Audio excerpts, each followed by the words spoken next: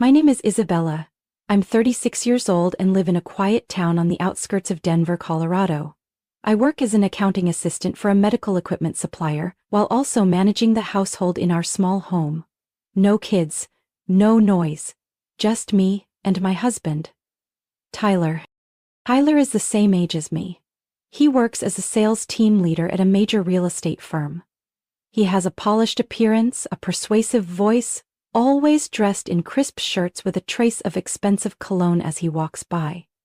To outsiders, I probably seem lucky, but they have no idea how cold it feels inside this house. Today was supposed to be special, June 12th, our wedding anniversary, 8 years ago, and Tyler's 36th birthday. I took a half day off from work, drove over 30 minutes just to get his favorite red wine, and stopped by a specialty butcher shop to pick out a cut of Wagyu short ribs. I'm not a great cook, but I did everything I could to make this dinner memorable. I strung up lights around the balcony, laid out an ivory tablecloth, arranged the silverware in perfect order. The custom cake I ordered was ready in the fridge, a simple one with smooth vanilla frosting and a small message on top. To Tyler, happy birthday and anniversary. By 7 p.m. I adjusted my dress, dabbed on a little perfume, and sat down to wait. I believed he would come home. 8 o'clock, I lit the candles. 9. I texted. I'm waiting. No reply. 9:30. I called. 5 rings, then voicemail. At exactly 10:35 p.m. I received a short email from Tyler. Sorry, big client emergency, I have to stay at the office, we'll make it up later. No thank you, no happy anniversary. I set the phone down on the table. The candles had burned out long ago, the cake was still untouched in the fridge, and I stood frozen in the golden glow of the dining room lights, still holding the folded napkin I'd prepared for him. I didn't cry, but something inside my chest shifted out of place. That night I put everything away, boxed up the meat and stored it, took down the lights, wiped the table. No one enjoyed the dinner. There was no one to celebrate with. I lay down around midnight, still in the wrinkled dress I had picked out for the evening. I tried to sleep, but the image of that short, cold email kept slicing across my mind like a dull blade. It wasn't the first time Tyler came home late, not the first time I waited until my body ached. But this time, something felt different. A quiet, creeping instinct, like a cold breeze down my spine. The next morning I got up early and went to work like usual, but all day there wasn't a single message from my husband. I tried calling, just more ringing. It was as if I no longer existed in his world. By noon, growing uneasy, I called Tyler's office. The receptionist hesitated a moment, then said, "Oh, he resigned 3 days ago. He didn't leave any forwarding information." I stood frozen in the hallway of my own office. The air around me thickened. My heart pounded as memories flooded back like a film in reverse. And suddenly I understood. It wasn't about work or a client. He had chosen to vanish, and I, his wife of 8 years, was the last to know. Right after work, I rushed home. Every turn of the wheel felt like bracing against a rising tide. I unlocked the door to our 3rd-floor apartment, the place that once felt like a haven, now thick with suffocating silence. My eyes immediately fell on the shoe rack, a glaring empty space in the 2nd row. Tyler's favorite brown leather shoes were gone. I called out, "Tyler?" No response. I hurried to the bedroom, and my heart sank like a stone. He was standing in the middle of the room, beside an open suitcase, clothes tossed quickly into a duffel bag, a navy suit, a tie, a pair of brand new dress shoes, still with the tags on. Items he never wore to any regular meetings. "What are you doing?" I asked, voice hoarse. Tyler looked up at me like I was a stranger. "You're back," he said flatly, then continued packing. I stepped closer. "Where are you going?" "Next state over," he said casually. "I've accepted a new job. In Albuquerque." "What?" I froze. You quit your job and didn't say a word to me?" He didn't answer. Instead, he pulled a slim folder from his bag and placed it on the table. I opened it. The first page was divorce papers. I stood motionless. "Tyler, what is this?" He looked at me with eyes like steel. You're no longer the wife I need." "What are you talking about?" I gasped, unable to believe it. "You always put work first. The house is dusty. You only cook on weekends. You don't care about me anymore." I gripped the papers. I tried. "You come home late saying you already ate. I cook, you ignore it. I clean, you tell me not to touch your desk. And now you blame me for not fulfilling my duties?" "Don't bring up petty things," he snapped. "You just make excuses. A real wife doesn't need reminders." I let out a bitter laugh. "You talk like I sit around all day. I work, I pay half the rent, but no one cooks dinner for me, no one asks if I'm okay, and I never complained." Tyler narrowed his eyes. "That's your choice. I've made mine." He zipped the suitcase and headed to the door. "I've rented an apartment near the new job. I start next week. Don't get in my way." I blocked the door. "That's it? No apology, no explanation? After 8 years? "I don't owe you anything," he said, then brushed past me without looking back. The door clicked shut behind him, final and cold like the slam of a courtroom gavel. I sank to the floor, still clutching the divorce papers, my hands trembling. 2 days later, I received a call from the building management office. "Mrs. Isabella, we just received a request to transfer the lease. The current leaseholder has requested to terminate the contract." I froze. "What did he say?" I asked. "He had just left a note. I no longer live there. The person staying behind will clear out and move before the end of the month." No discussion, no message. That night, I dug through the drawer of our old desk and found the receipts for all the furniture.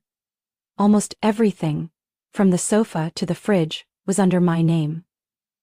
The only things he took were clothes and a few small tech items. Tyler left like a stranger, but it was that very coldness that finally woke me up. I looked around the apartment. Everything was still there, except the marriage. I didn't sign the divorce papers right away. They sat on the table for 3 days, like a scratch that hadn't started bleeding yet. Every time I walked past, I stopped and stared, as if a reason might appear between the cold typed lines. But the more I looked, the clearer it became. The only explanation was Tyler's brutal silence when he walked out without a word. On Saturday night, I got a notification from an old friends group. An 18-year high school reunion at a craft brewery downtown Denver. I had once looked forward to it, had even paid the reservation fee a month ago. Back then, I imagined showing up with Tyler, hand in hand, a stable couple among those struggling or divorced. Now, it was just me, and a hollow ache that ran deep. I almost didn't go. But then, after looking in the mirror, at the tired face still holding a trace of dignity, I got dressed. A simple black dress, wine-colored lipstick, hair pulled back. Not to impress anyone, just to remind myself I still existed. I was still strong enough to walk into a crowded room without flinching. Moonlight Brewery was just as loud and lively as I remembered from our teenage years. Laughter, clinking glasses, and the hum of old stories echoing from every corner. I stepped into the noise, feeling out of place at first, until a familiar glance made me stop. "Hey, Isabella." I turned. It was Nathan, the guy who used to play bass in the school band. Now he had a bit of stubble, a warm, settled look. "I almost didn't recognize you," he smiled, handing me a beer. "Still the last one to show up, huh?" We sat at a small table tucked in the back. Nathan shared that he'd been divorced for 3 years, raising his 6-year-old daughter alone. No bitterness, no dramatics, just quiet truths shared like 2 adults halfway through life. When he asked about Tyler, I answered simply, "We're getting divorced." "No pity." Nathan gave a small nod, then changed the subject, and I was quietly grateful for that. That night, driving home through Colorado's early summer chill, I turned on the radio. An old song came on. "It's not right, but it's okay." The lyrics hit like a punch to the chest, pulling up a flood of memories. Cold dinners left untouched, unread messages and hugs that had faded into nothing. All those years I kept telling myself, Tyler's busy, I should be more understanding, I just need to try harder. But facing the bare truth, I realized I had lived like a shadow, always finding reasons to excuse someone else's neglect. Sunday morning, as I was making coffee, my phone rang. The screen lit up. "Tyler." I hesitated a few seconds, then picked up. I've informed the leasing office we're terminating the contract by the end of the month. You should start packing, he said, voice flat like a command. I stayed calm. You don't think you should have asked if I had somewhere else to go? You're an adult, figure it out, he replied bluntly. I set my mug down and spoke slowly. Good. I'll sign. Tyler stayed quiet. And don't call again, I said firmly. Don't talk to me like I'm still the one keeping your house in order. Still no response. I hung up, no hesitation. I sat at the table, my eyes drifted over the divorce papers. Then, as if closing a chapter that had long since rotted, I picked up the pen and signed my name. Not a single tremor in my hand. Not a single tear. Just clarity, after so many years clouded by hollow promises. Exactly 1 week after I submitted the divorce through my attorney, Tyler sent me an email close to 10 p.m. The subject line held just one word. Proof. I opened it.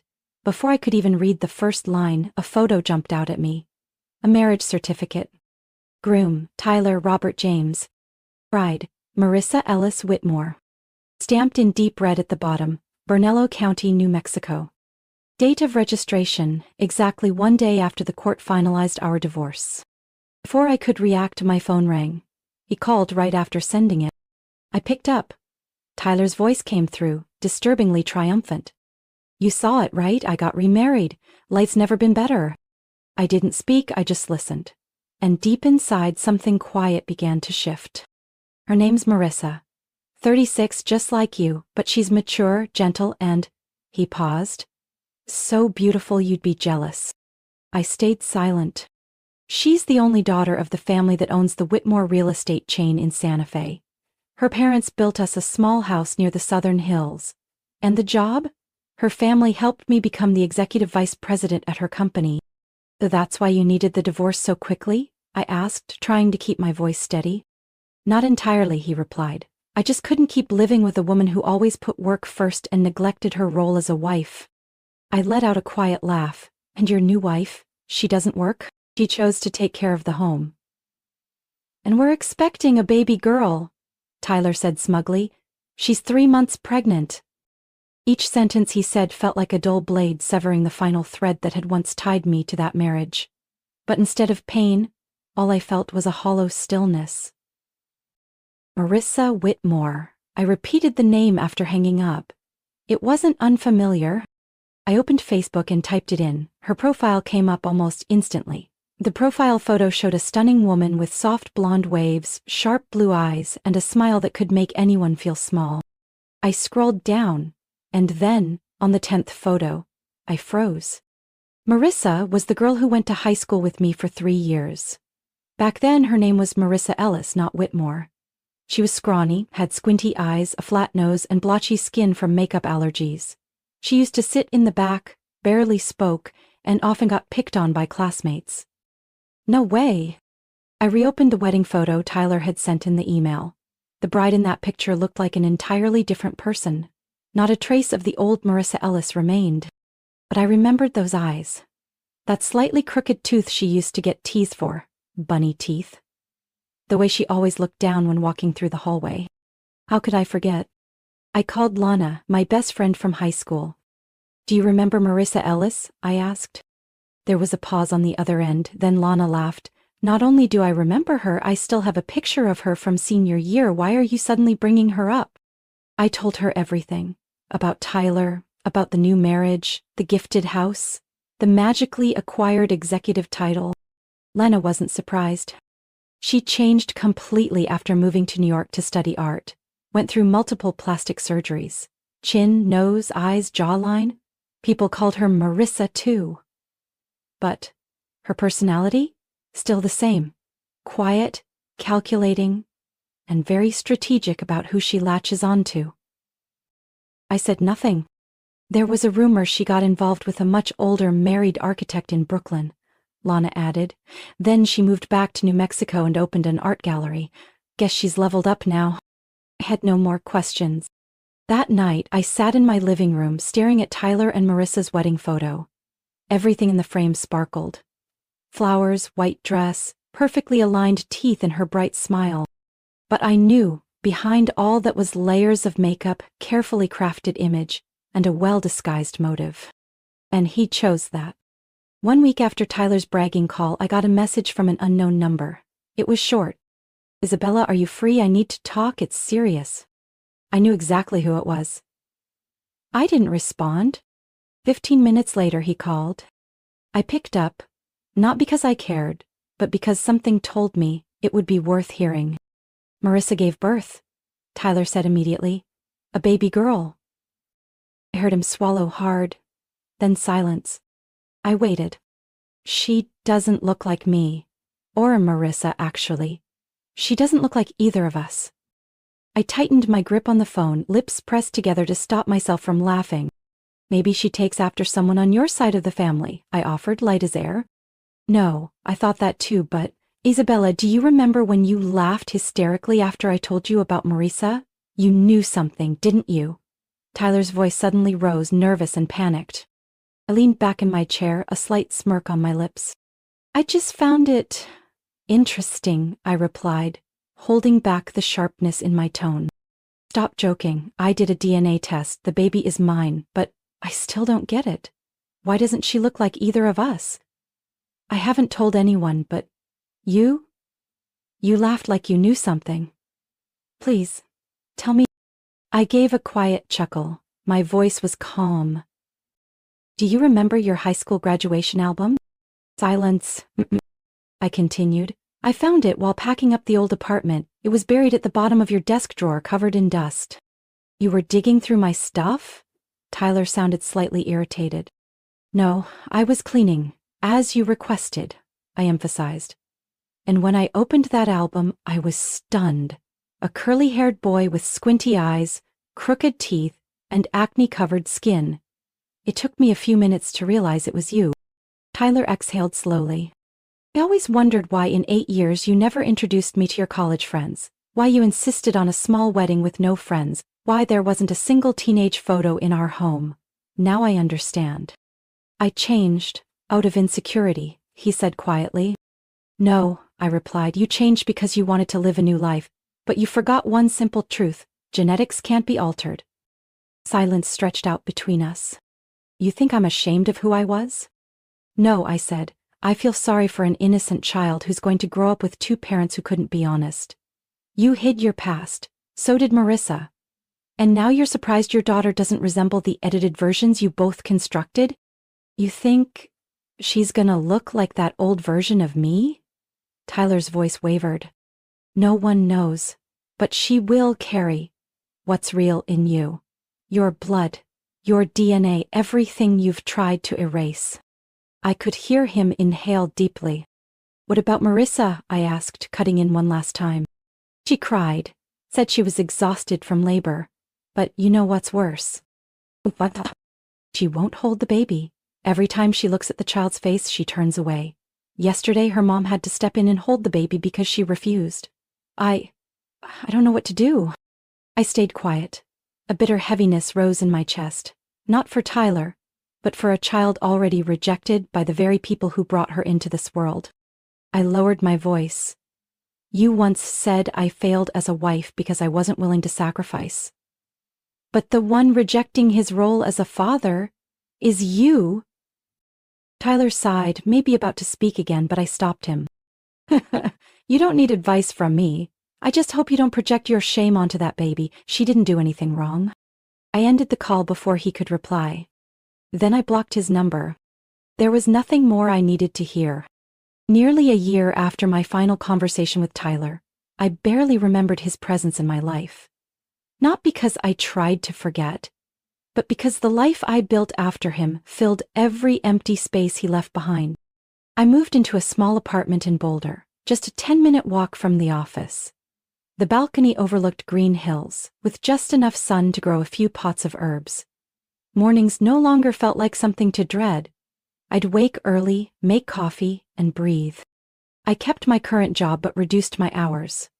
I chose a life of balance instead of burnout, chasing things that were never meant for me. I enrolled in a weekend art class and reconnected with old friends, one of whom was Nathan, the guy I had met at the reunion. We didn't tie each other down with promises or expectations. just quiet afternoons and simple companionship between two people who valued peace. I no longer checked on Tyler. But life has a strange way of updating you about people who once stepped out of it. One early autumn afternoon, I ran into Lana at a used bookstore. After a few casual greetings, she leaned in and whispered, "You haven't heard anything about Tyler, have you?" I shook my head slightly. "Marissa is looking for a divorce attorney." I raised an eyebrow, unsurprised. "Word is Tyler cheated again," Lana continued, "with a new hire at his wife's company.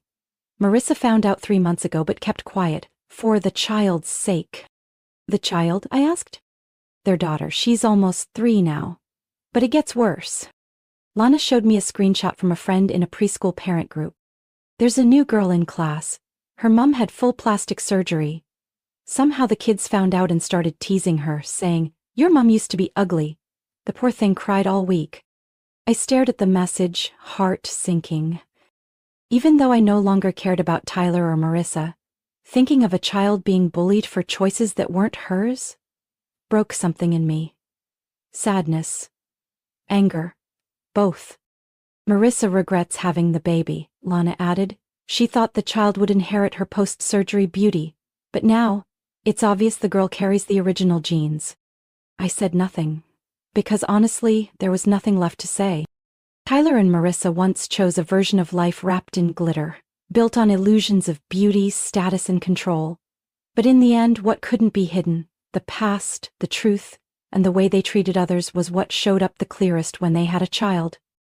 I returned to my afternoon, picked up a small croissant from the bakery, and strolled home through the park, where golden light streamed through patches of grass.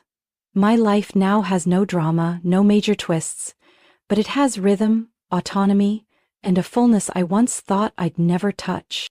Sometimes I still reflect on what I've been through.